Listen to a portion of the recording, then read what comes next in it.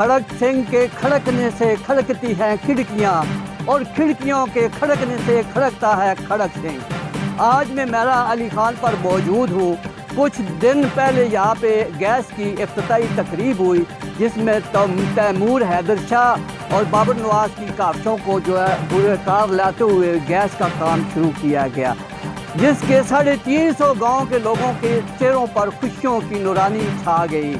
इस वक्त काम अरूज पर था और 90% काम मुकम्मल होने के बाद बिल आखिर रात के अंधेरे में एक महकमा CNWCN की जानब से, एक पब्लिक हेल्थ की जानब से एक नोटिफिकेशन जारी हुआ कि गलियों की तोड़ फोड़ हो रही है, रास्ते बंद हो चुके हैं।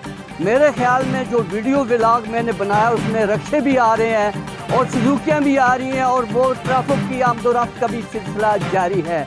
कहते हैं कि जो लोग सियासत चमकाने के लिए अवामी मसाइल को बुरुएकार नहीं लाते, उनको नुकसान पहुँचाते हैं या उनके खून पसीने से इकट्ठी की हुई रकम तरक्याती कामों में रुकावट करते हैं, वो अवाम के खैरख्वाह नहीं होते।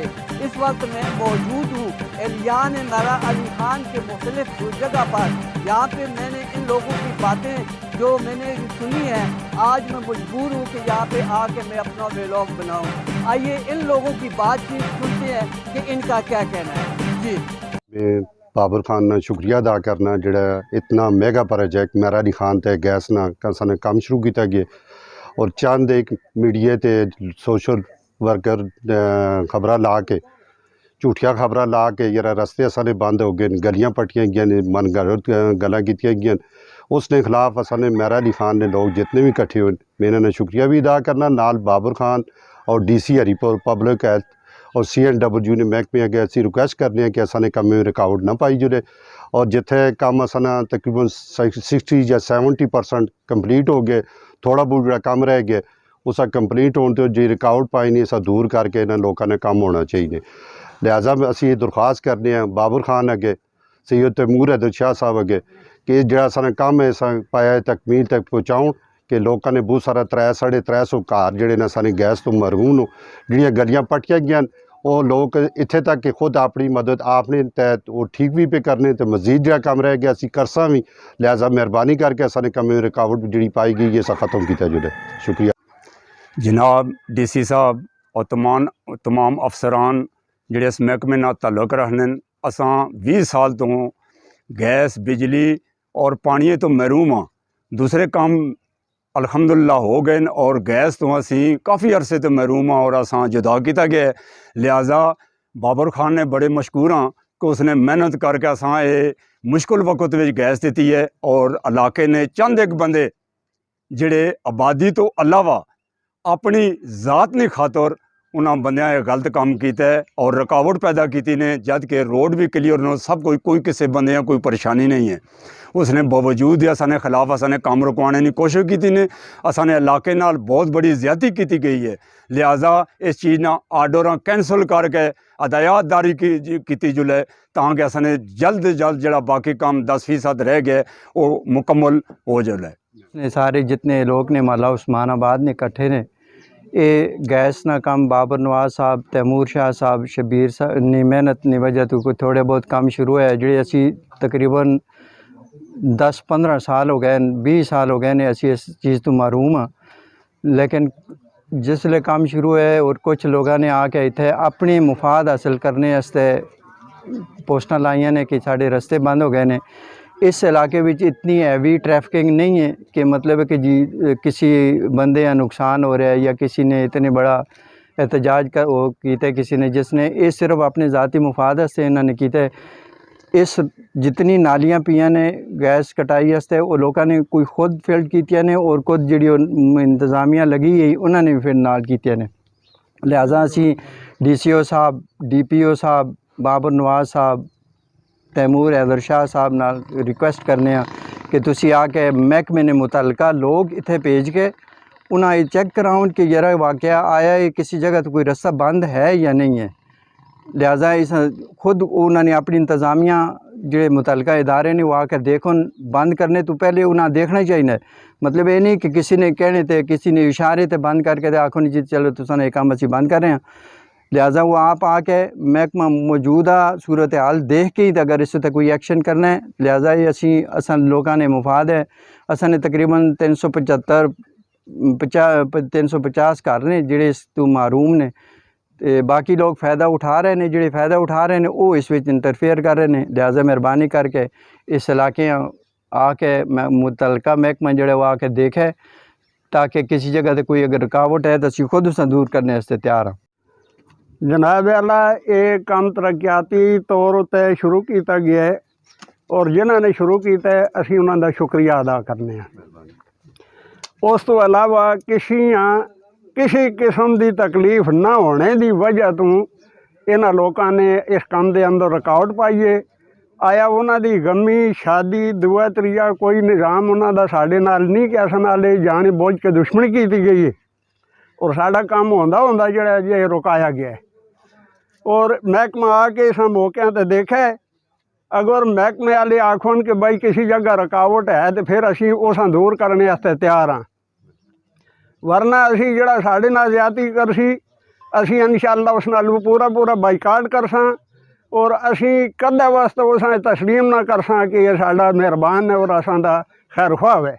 ਅਸੀਂ तमाम बड़े लोगों ने जिन्होंने गैस शुरू का काम किया है, ਅਸੀਂ मशहूर उन्होंने और काम जो रोकया गया ये चंद शहर प्रसन्न नासा ने रोकया। ये जड़ा है कि रोड भी क्लीयर है, सामने रोड तो ही लो, ये सारा जड़ा है कि मतलब कि रोड बिल्कुल क्लियर, गाड़ियाँ आ जा रही ने, किसी का कोई रास्ता बंद नहीं। तो असी तुसां अगे रिक्वेस्ट करने कि इस काम जड़ा है गैस वाला काम है इस पाए तकमील तक पहुँचाया जुले। क्या तुम सारे लोग जड़ा है कि इस नाल मुतफिक हो गए, अपना हाथ उठा के दसो, असी एहतजाज रिकॉर्ड कराने कि काम जड़ा है पाए तकमील तक पहुँचाया जुले। और मल्ला उस्मानाबाद ने तमाम लोग इकट्ठे हैं। बाबर नवाज़ खान और सैयद तैमूर शाह साहब ने शुक्रिया और नाल शबीर भाजी ने दिन रात मेहनत, इन्होंने शुक्रिया अदा करने वास्ते इकट्ठे हुए हैं कि जिन्होंने काम शुरू कराया है बड़ी मेहनत नाल। लेकिन रात अचानक खबर मिली है कि जी काम स्टॉप हो गया और उसने विच जाहिर ये किया गया है कि जी महल्ले ने लोगों बड़ी तकलीफ है। रोड तो असीं आए हैं, गड्डियाँ तकरीबन हर तरह की ट्रैफिक चल रही है, किसी बंदे किसी जगह तक कोई प्रॉब्लम नहीं है।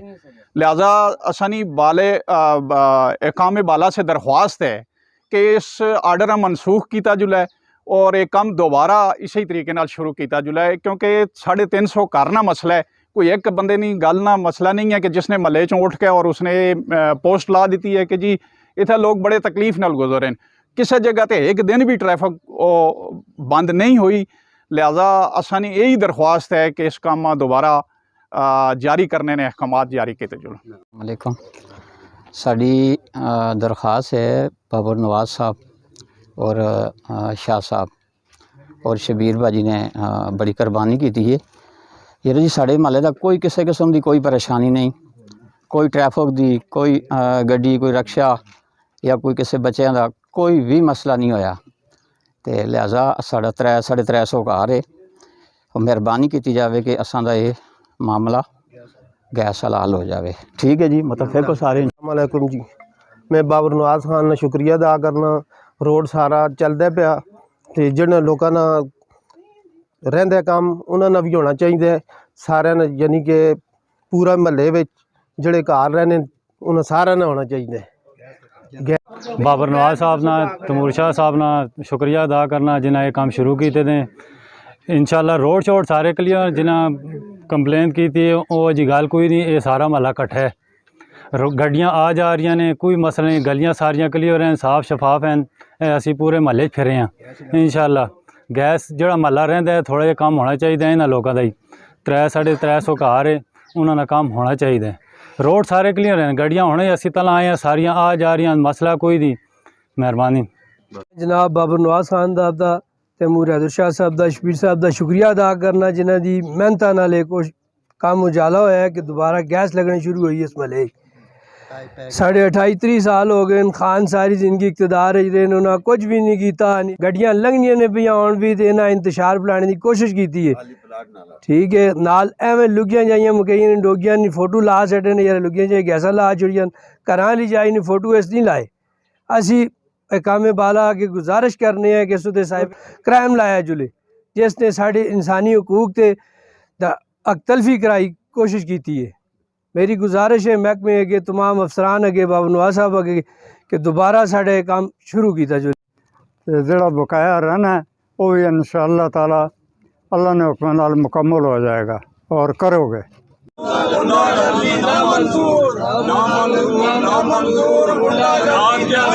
ना मंजूर